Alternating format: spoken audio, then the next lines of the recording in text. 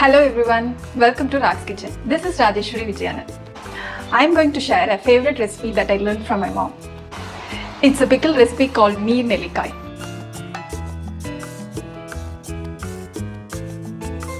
It just needs 2 teaspoons of oil. Basically, this is Nellikai in a spicy brine. Nellikai is widely known as Indian gooseberry or Amla. Let me show you how to make it.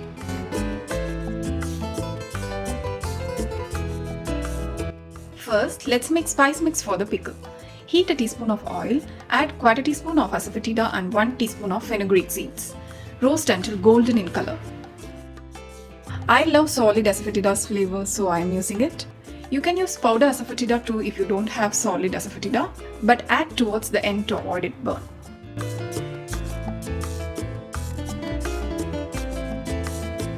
Remove in a plate for cool down.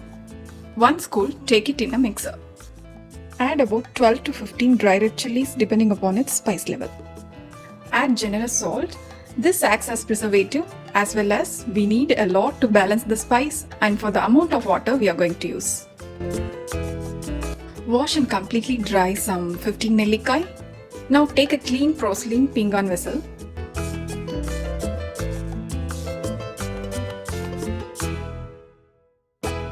Put the Nellikai in it. Add 1/8 teaspoon of turmeric powder. Add the powdered spice mix. Pour 3 cups of water. This is purified water from my filter. You can use boiled and completely cooled water too. This ensures long shelf life. Temper with 1/2 teaspoon of mustard seeds in a teaspoon of oil.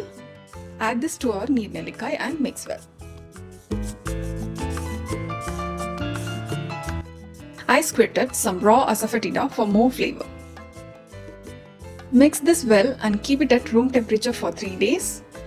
Each day open and mix well. Keep it under direct sunlight for about an hour.